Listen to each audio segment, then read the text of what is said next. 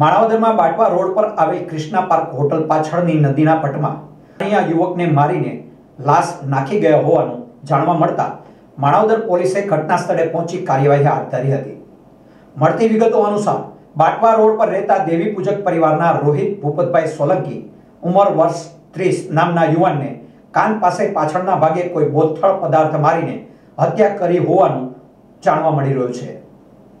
આ ઘટના બનતા Keshod DYSP BC Thakkar, Manavadar PI DR Pargi, PSI Pratipalsinh Solanki સહિતના સ્ટાફે ઘટના સ્થળે પહોંચીને તપાસ હાથ ધરી છે। પોલીસે આ લાશનો કબજો લઈ પોસ્ટમોર્ટમ માટે મોકલી આગળની કાર્યવાહી હાથ ધરી છે, તેમજ આરોપીને પકડવા ચક્રો ગતિમાન કર્યા છે। મરણ જનાર યુવક 3 ભાઈઓ અને 1 બહેન હોવાનું જાણવા મળી રહ્યું છે।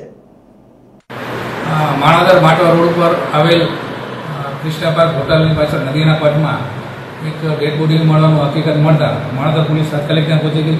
તેમાં જાણ થતાં ત્યાં તપાસ કરતા કે મરણ જનારનું નામ રોહિત ભૂપતભાઈ સોલંકી ઉંમર વર્ષ 30 રહે માણાવદરવાળાનું હોવાનું જાણવા મળેલ છે। જોને માથાના પાછળના ભાગે કાંઈ બોથળ પદાર્થથી ઈજા થવાથી મૃત્યુ થયાની હકીકત જાણવા મળેલી છે અને ડેડ બોડીનો કબજો લઈ પોસ્ટમોર્ટમની કાર્યવાહી હાથ ધરેલી છે તેમજ આરોપી વગેરે પકડવાની તજવીજ હાથ ધરેલી છે।